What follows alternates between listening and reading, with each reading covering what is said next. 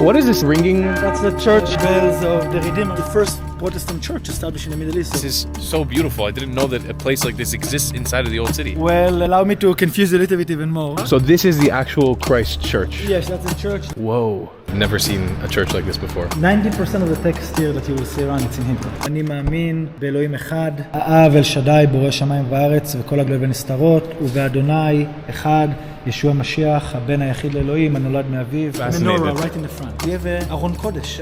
You have a Torah in there? What does it mean to be a Jewish Christian? Jesus is a Jew. His disciples are all Jews at the beginning. The New Testament was written mostly by Jews. Do you keep Shabbat? Do you do Kiddush? Do you put on tefillin? Are there many Jewish Christians like you? How did you find Jesus? How did you become a Christian?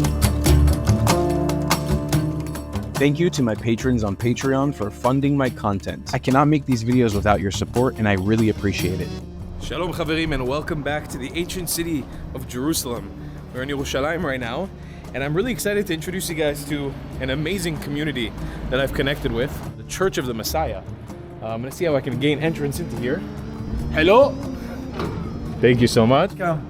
Nice to meet you formally. Yeah. So this is Idan, my internet friend that we linked up through a mutual connection. And Idan is a Jew, but also a Christian, but also Israeli. Yeah. And you're not Palestinian. No, I'm not. I'm very confused, and I'd love to get an explanation as to who and what you are. Allow me to confuse you a little bit even more. Okay. If Jesus was a Jew, and his disciples at first were all Jews, and the New Testament is written mostly by Jews, why are we confused about this connection of Jews that will believe in Jesus would be something that is odd? Yeah, I feel like the impression that I usually have of Israelis, like myself, or Israeli Jews, is that we're Jewish. That's our religion. Obviously, Jewish identity is changing over time, and people are making different connections with it on being an ethno-religious group or religion. But it's not so often that I meet Israelis, especially, to be honest with you, especially of like Mizrahi descent, that are Christians. Actually, I think you might be the first one I've ever met. Really? Yeah. Oh, wow. So it's not something that I come across often. So I think also for my audience, I'm assuming it's probably a pretty rare sight.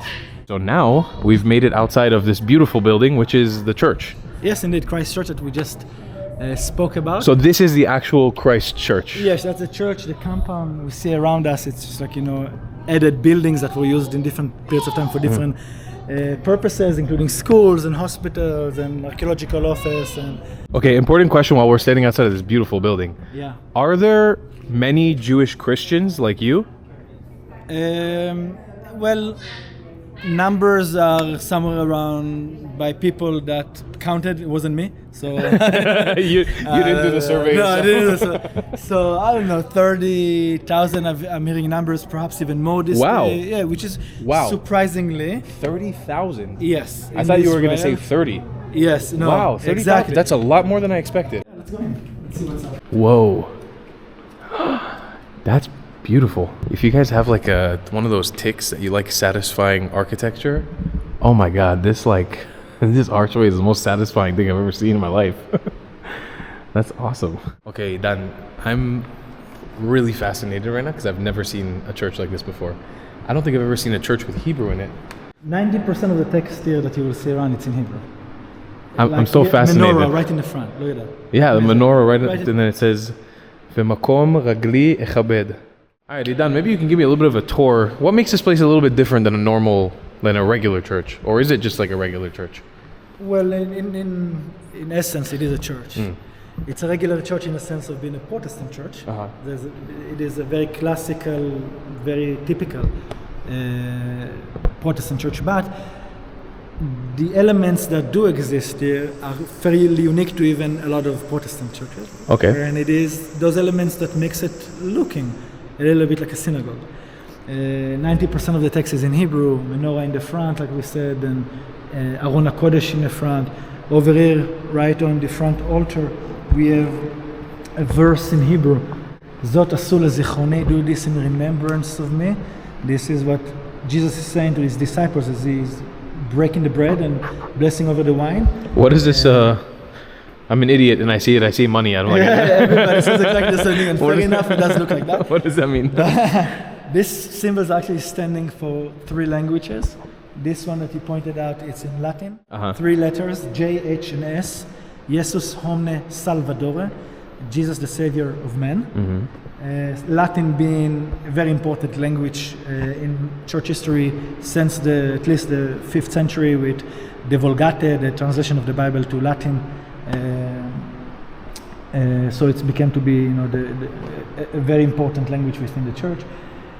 Hebrew in the middle, obviously for the Tanakh, for the Bible, as we say the Hebrew Bible, or some will call it the Old Testament, but that is the original language, is in Hebrew. And Immanuel means in Hebrew to believe in God, right? No, Immanuel is actually, says Immanuel, God with us. Immanuel, okay. And it's taken from the book of Isaiah. So it became to be one of the names ascribed to the Messiah, to Jesus in the New Testament. And at the right side, you have Greek, Alpha and Omega. The beginning, it's like the A and the Z in the Greek language.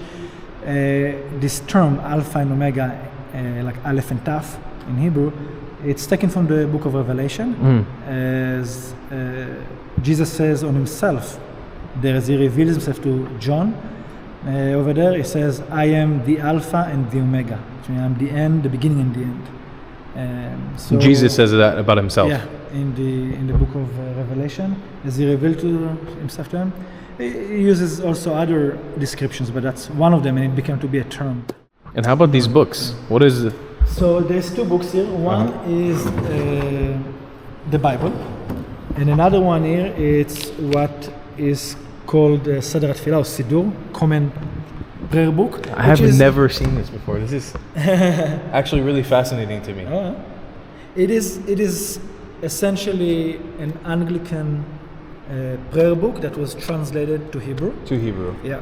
And it's... Like here, for example, Avinu shebashamayim itkadesh shimcha, which means our Lord in the sky, in heaven. Our Father which is in heaven, hallowed be your name, thy kingdom come. It's a very known prayer. In Christianity or even in Judaism? Yeah, it's actually, yes, this is actually quotation from the New Testament. Jesus teaches his disciples how to pray.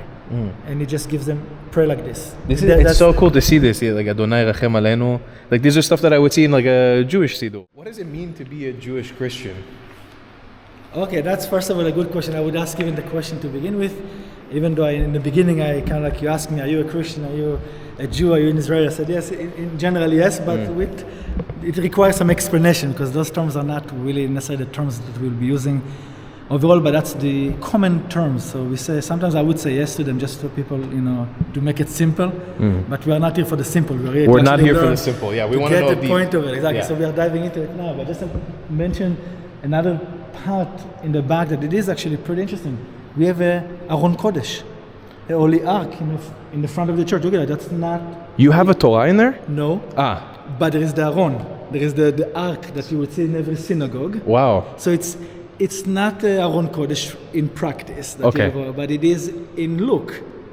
And that's also something, another element like within a church. Yeah. Right? It's very unique. So it is a church that looks like a synagogue. And to your question, I think we can't understand Christianity without understanding Judaism or Jews in the Jewish lifestyle. Why is it so? Because Christianity was birthed out of Judaism. And it's not just like, I hope we can expand on it because it's not just this like, statement that some people just said. It carries some weight with that. It carries some meaning with that should shape our understanding. And you cannot understand also, I think it goes in reverse. We cannot understand perhaps, I would say Jewish history without understanding what we will define today as Christian. We cannot understand for sure Messianic, as we call it, Jews, without understanding Christian. So that's why there is the link between these two things.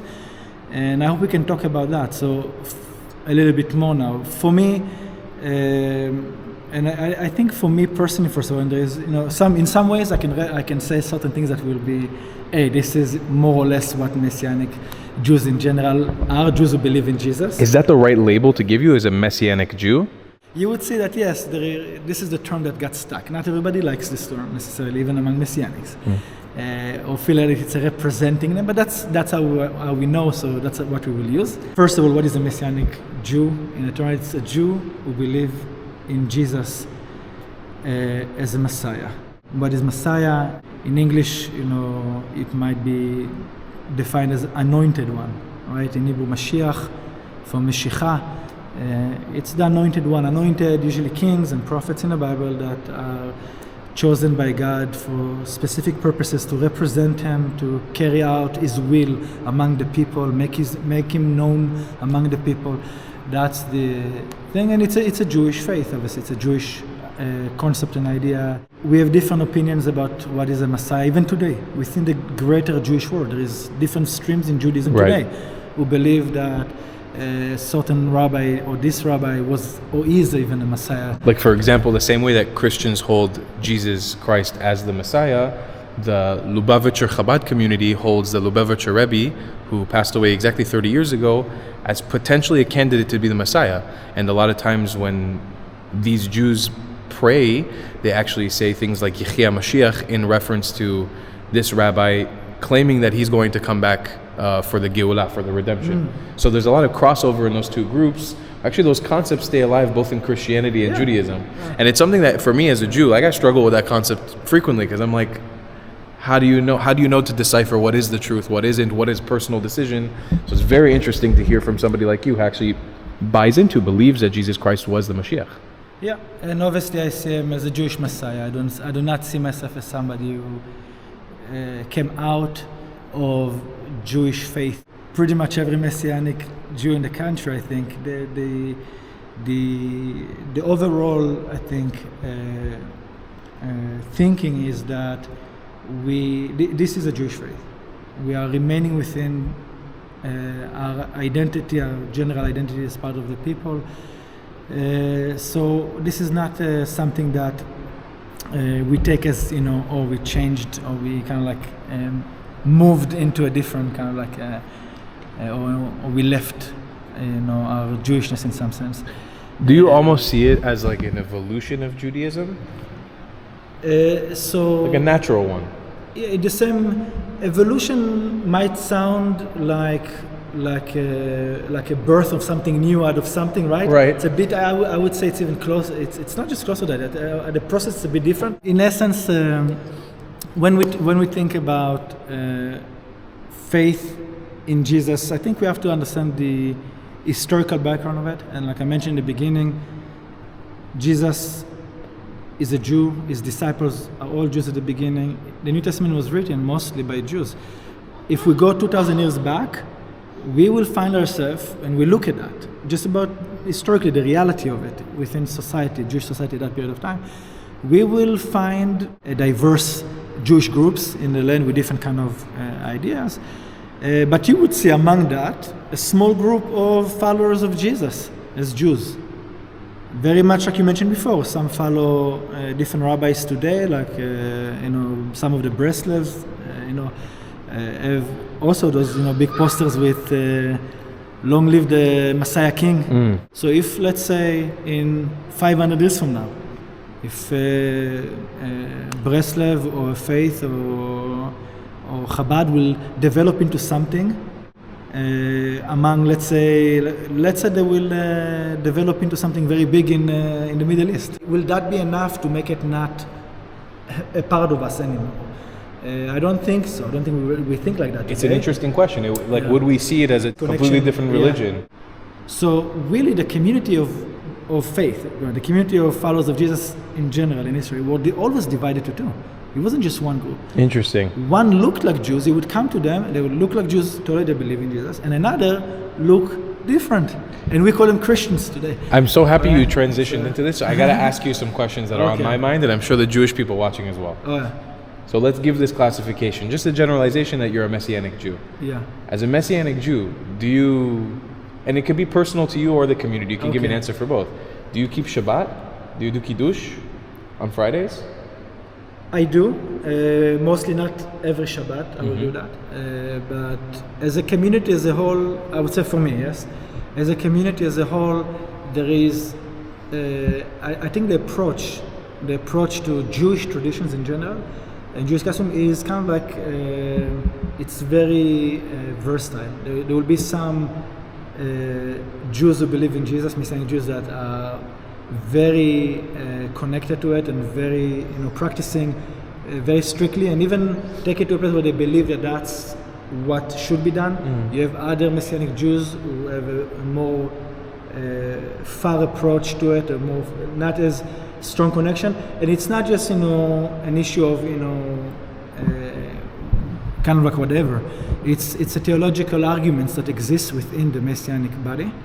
What is the right relationship between Messianic Jews and the Torah, we'll call it like that, or Jewish traditions in general, for two reasons. One, theological reasons. It's the issue of how does one come near God? Is it, there is the elements of does doing certain things will bring me closer to Him? Is it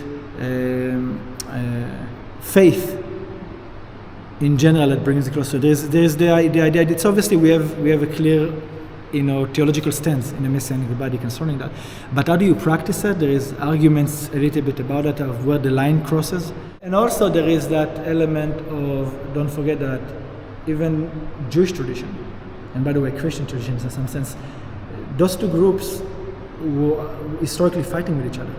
And they're building many times the traditions and building their customs, many times in a way to kind of like differentiate themselves in spite of each other. Exactly. True. Yeah. That's and now very for a group like us that is kind of like caught in between, you're bridging the gap. But also think about it, it's a problem. You can't identify completely with everything that one group is doing, because some of what they do is purposely opposing to what you believe, and also from the other side. So you're kind of caught in between, and you can't just take the whole thing from neither side necessarily. You can't just take the whole thing and swallow it in.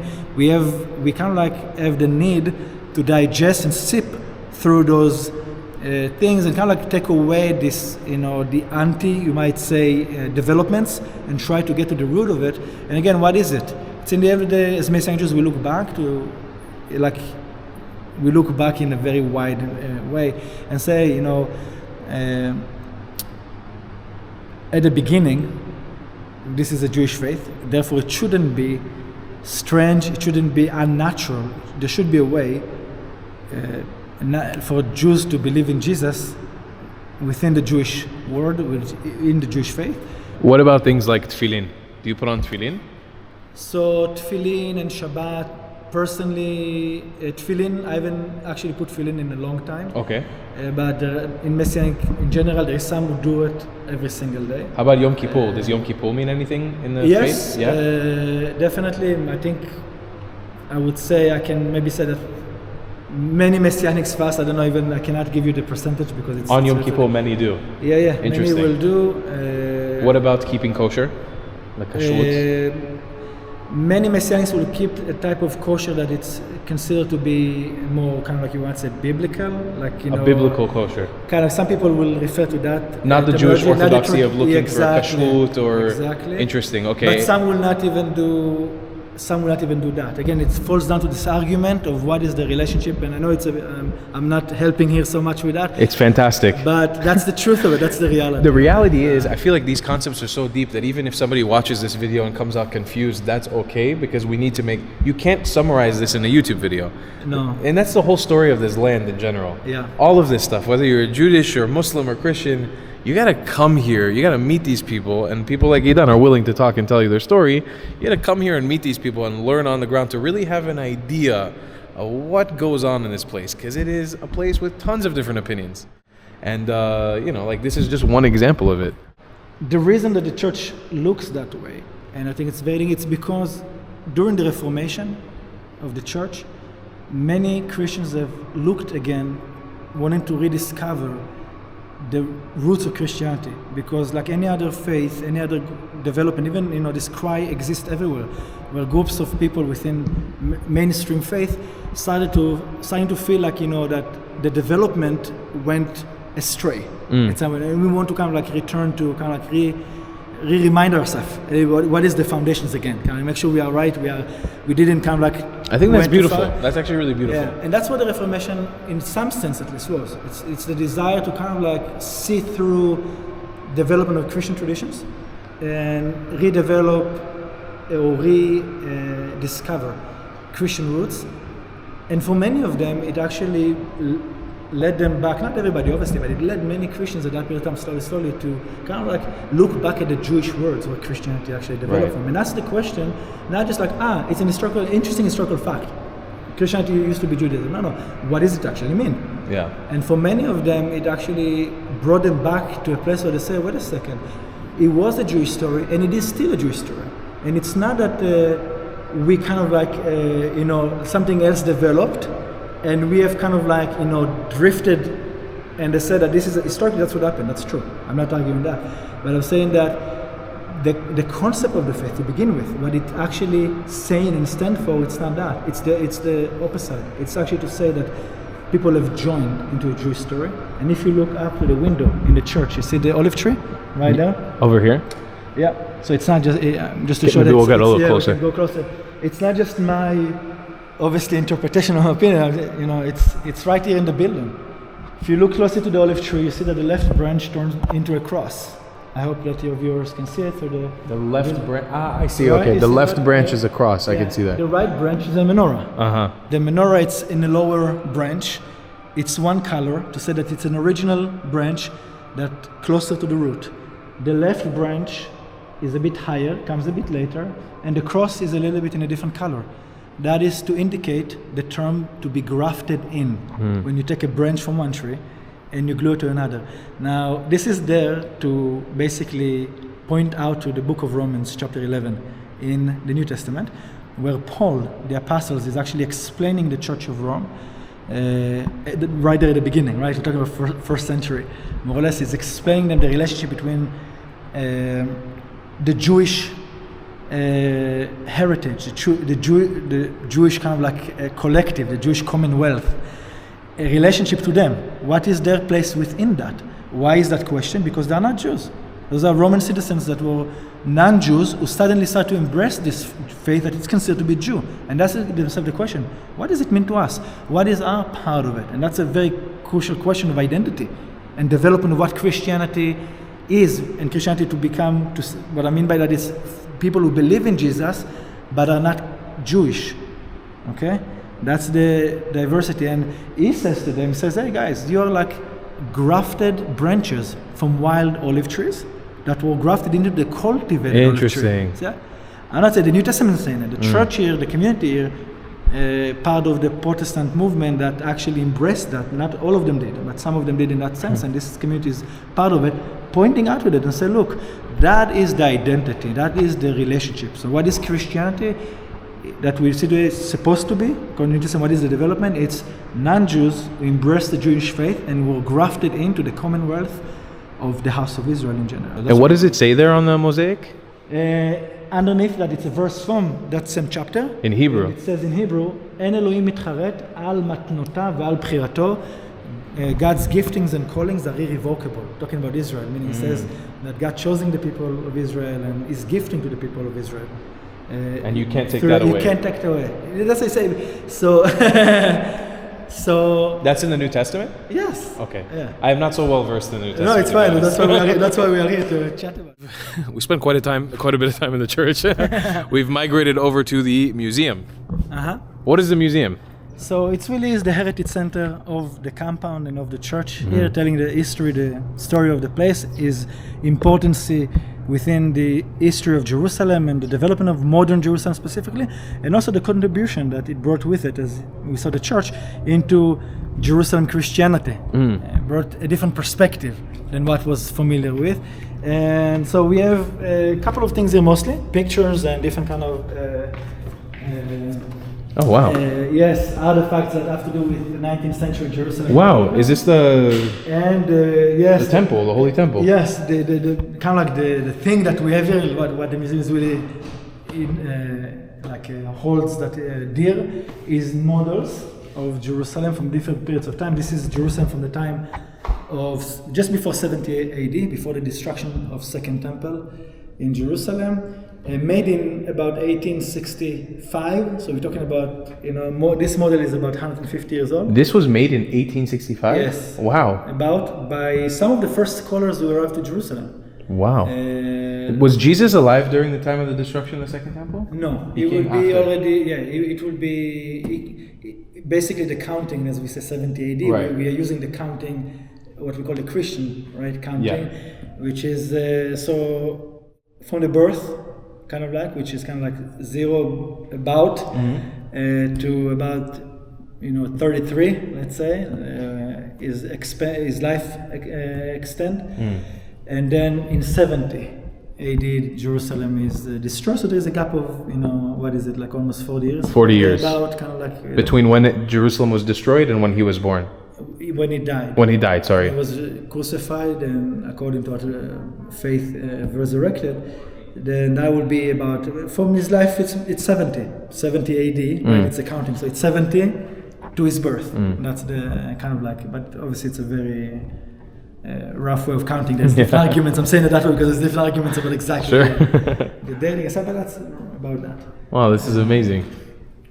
Yeah, so it's pretty cool models. People love it because, for example, it gives you, there's other models like that, even in Jerusalem, but not so many of them that actually portray to you Jerusalem in that period of time. So for people who come to Jaffa Gate here, the many time likes to come here and just look at kind of like an overview of the city from above, like bird view. And people are welcome Before to come they in go and see this? It's yes, we open, most of the week here. You can go to our website. We have in Hebrew, מתחם עמנואל ירושלים, Emmanuel Center. Definitely come visit them, ladies and gentlemen. Yeah, the link will be in the details are description to come here. You're welcome. I'll be happy to see everybody. And yeah, Temple Mount, which is pretty cool. So this is Jerusalem in the modern day? That is just the Temple Mount. Just the Temple Mount. Enlarged. This is just the courtyard. Okay, I see. Exactly, from 1872. From 1872. So this is the Haram al-Sharif, the Dome of the Rock. That's Al-Aqsa Mosque. And then Al-Aqsa Mosque on the other side. Exactly, the western Wailing Wall is... This is the Kotel. Yes. So you guys can see just how the most contentious part of Jerusalem, you see how small the layout is, the most wholly accessible site to the Jewish people down here, the most important site to the Muslim faith in Israel here, and then, well, what is the most important site to all three Abrahamic faiths pretty much?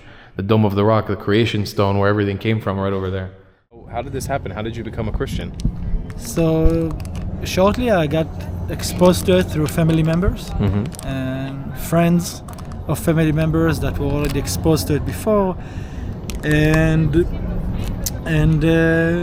at first I didn't have any kind of like special thoughts about it or anything like that, but as I got exposed to it more and more, I remember a specific event when there was some discussion about it around, and I wasn't even necessarily part of the discussion myself, but my response to it was kind of like so negative and so strong. You were against Christianity. You were like, I don't want to be a part of it. I wasn't like with any awareness of like I'm against that, but in that conversation, I kind of like impulsively, if you want to kind of like something came out of me, kind of like blah blah blah, kind of like against it. And after that, I kind of said to myself, wow, where did that come from? You know what I mean? And like I don't really know much about it. I didn't really care about it either way. But I realized that wow, I actually carry with me, a load that is not my own necessarily, but it's kind of like I'm part of something. I'm part of a people, and this is how we feel and think about it. And later on, I've kind of like felt the need to, almost like correct that kind of experience. Say, you know what, I spoke so strongly about something I know not much about. Maybe I should actually kind of like look a little bit more closely into it, and that's kind of started later on. At some point, started a process where I kind of like started to ask more questions and kind of looking at that a bit more closely, and was surprised. I was surprised at two things. One, like I mentioned before, I was surprised by all the Jewishness of the story, which was for me was important. I see myself today. I saw myself back then as a Jew. It was important for me to be part of it. Were you very religious growing up? No, not very, but we are, we did grow up with some tradition because both of my parents coming from pretty very religious background, so I grew up in religious schools. Did you get much pushback from your friends, family, community? Yeah, definitely, Yeah? of course. But by that time, when I made the decision already, I was expecting it. I wasn't, taking it hard or personally, because I went through the process with myself, right? I kind of I understood by that time. Okay, there is what we think we know about it, or what we were told about it, and there is what at least in some regard, facts are. So You already knew what to expect. yes, because I the saw it in my reaction. own self. I reacted in a certain way. Yeah. And it took me a process of actually looking at it and realize, wait a second, this is not just that it's part of who we are as Jews, it's part of our heritage. It's not something strange and foreign and that we kind of look outside of the fence into something interesting. No, it's actually within. It's a part and of more us. than that, the teachings of Jesus, when I read it, it was the first time I think that I heard, you might say I heard a Jewish approach to Jewish life and faith, that I was like, yes, it's exactly my convictions. Okay, so you were saying you'd rather refer to yourself as a Messianic Jew. Yeah, even though I mentioned before, we don't necessarily all of us like the term, but there is a principle by which it's important for us to many of us as a Messianics, and also for myself, depending on the context. But I will say in this context that we do have within even, you might say Christian faith, or within the faith in Jesus, we have a unique identity that it's important for us to preserve, and therefore some of it is being reflected by the way we call ourselves, and that is, we'll use the term Messianic Jews or any other term alike along those lines to kind of these things. But that was just a side issue because I wanted to clarify Sure. that or to say that. Sure, and I apologize for my terminology maybe not being... No, it's okay. 100%. It's totally fine. 100%. I'm learning also. There's nothing wrong with that. In Yeah. other contexts, people we started. People ask you, your question, I would say yes. In a sense of I know what they mean by that. It's if you mean by that the faith in Jesus, then yes. Yeah. Okay, but if you're talking about traditions and cultures, then no, because You're Jewish. exactly. See what I mean? So that's just a kind of clarification. But back to your question. Yeah. What was the moment that you could recall that you found Jesus, or that Jesus found you, or that you knew that belief was... That's actually pretty interesting. I was in the border police. In the army? Yes, in the military, and I was in my training, so I finished the basic training, and then I remember sitting in the class, doing whatever we had to do, and I started to feel suddenly I cannot explain, but almost like something comes, like a nut in my belly, kind of starting to rise. I cannot explain this beside any word. Okay. But it's almost like when suddenly something hit you in the gut, and you feel like it brings something out of you, and you're feeling like you're about to cry, kind of Okay. this kind of Very deep feeling. Yeah, something comes up. But out of nowhere, I'm in a military base, sitting, doing. So there's nothing there emotional. There's nothing that sort of, you would think, oh, this is no. The context is and it was out of the blue. And at first I thought, oh, I'm hungry, I'm tired. So you stand up, you drink some water, you slap yourself, kind of shake yourself, together. It doesn't work. It seems like, for 10, 20, 30 minutes, it comes up in me. And I feel like something is going on with me. What's the deal? And I thought, you know what, I better take a few moments if possible. So I told my commander I have to use the bathroom. I went there and I think I was just breathing, trying to what's it? Suddenly, out of nowhere, a very deep cry came out of me. I started crying. And I don't know what I'm crying about. That's it. And there's no context there, but there was something very, very special about this, because it almost felt like, in the same time, almost like, pain, anger, bitterness, a lot of life things that collected to that point were kind of I felt like things are leaving me, in really coming off of me, and in the same time I felt some kind of peace resting upon me. It was a weird combination of feeling kind of almost a bit confused by the experience, feeling lighter, and peaceful in the same time. So it was confusion, a bit of like, not obviously not fun experience, like in that regard. Like you couldn't tell what was going on. Yeah, what's going on? But in the same time peaceful. So it was a weird combination. I don't remember feeling something like that before. And I didn't know what's the deal with that. But a little bit after that, I had this experience happened again.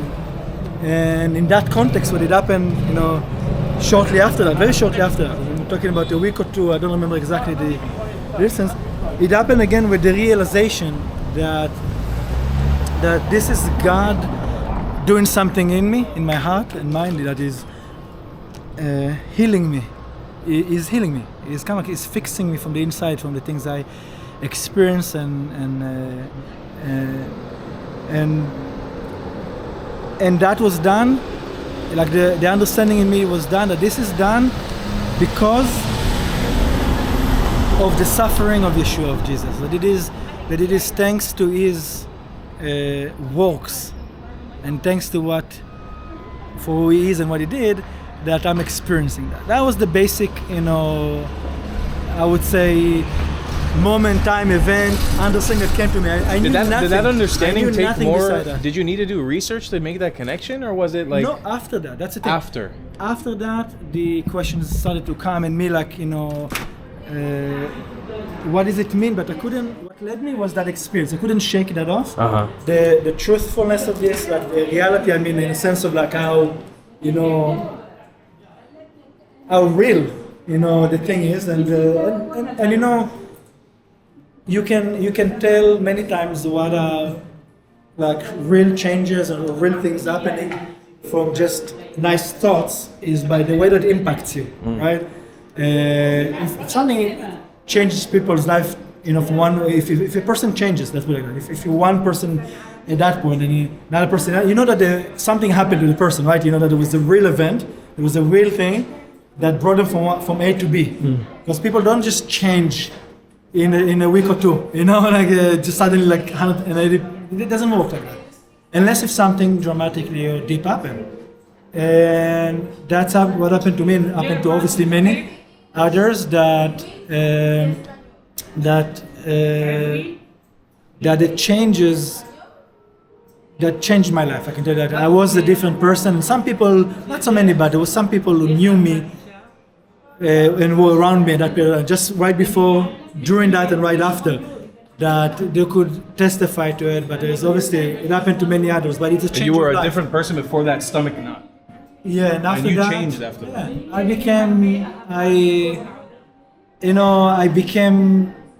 I became first of all more relaxed, more peaceful, more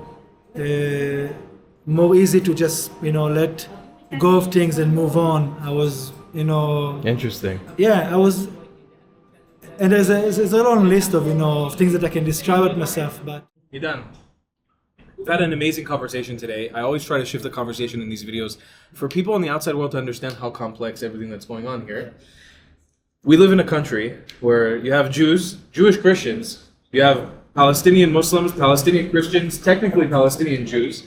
There's a whole mishmash of faiths and religions, and that was just the top of it, of so many belief systems existing in one place.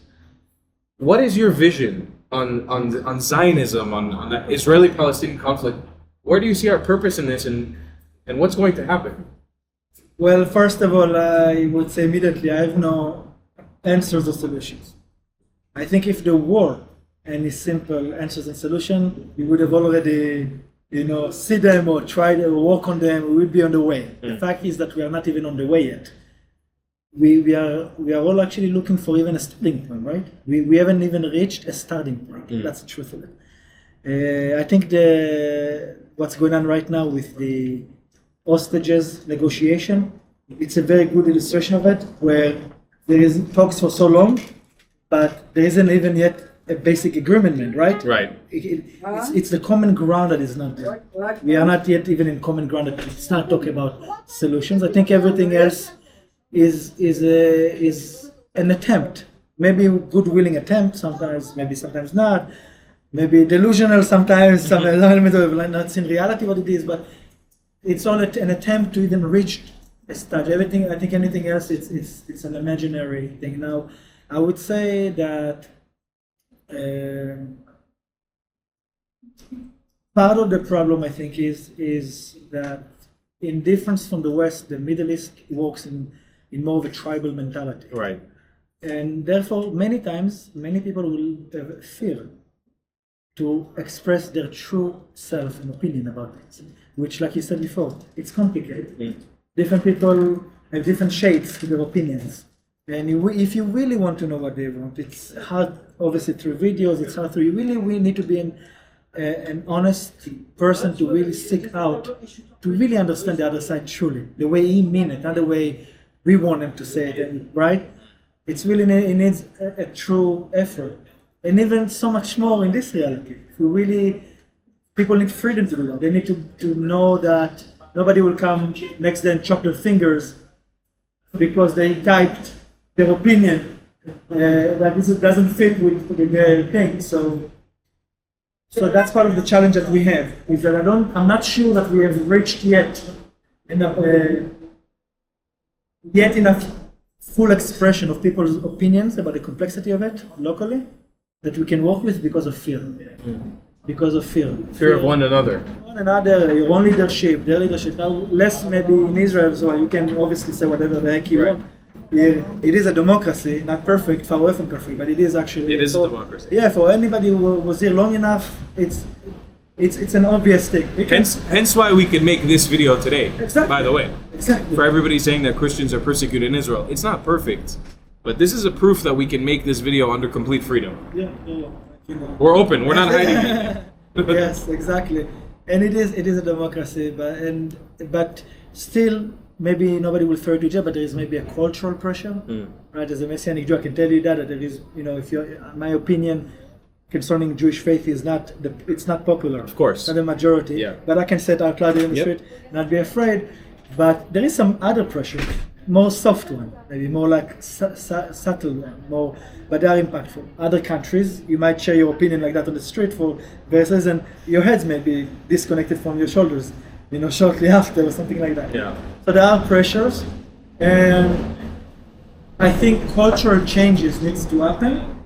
Cultural changes needs to happen in this area before we are actually able to reach a common ground of thinking and values and perspective that we can even talk about, than to start even talk about the actual problems. Yeah. So that's my opinion. First, we need to have that mutual agreement. Or acknowledgement. For myself, let's now start from that place. If there isn't that, then what are we talking about? It's true. Okay, and a quick shout out before we go to the Christchurch Cafe for hooking me up with a nice quiche. You guys open here every day? Yes. Every day, no breaks. Well, there's some holidays and stuff. Yeah, that's good. But make sure you check them out. Look, every place I go in Jerusalem, I have my spot. I got my Palestinian spot. I got my Jewish spot. I got my Muslim spot. Now I got my Christian spot, and I'll definitely be coming back here in the future. It's a beautiful cafe with such a great vibe. Everybody in this building has been so welcoming today and so friendly, and it's honestly such a fun experience. I'm gonna dig into this lunch. But it was a pleasure meeting you. Yeah. What a video we made here today. And I will see you guys in the next one. Oh, wait. Make sure you check out Idan's links down below in the description. Links to the church, links to everything that they're doing down below in the description. Support them, because they're also creating content on their pages. And I'll see you guys in the next one. I love you a long time. Goodbye, class. If you believe in my content and want to support me, just know your help is needed. There's a bunch of great ways to monetarily support the channel. Some of the best ways to support me happen to be PayPal, buy me a coffee, or joining our Patreon community. Links to them can be found in the pinned comments or the description of every one of my videos. Joining my Patreon community gives you access to exclusive content and the chance to talk to me on our Discord server. I also go live almost every day here on YouTube. And after my live streams, me and my patrons from Patreon head over to our Discord server to an exclusive after party hangout. Your support is the only way that I can keep creating the content that you love watching for me. Thank you.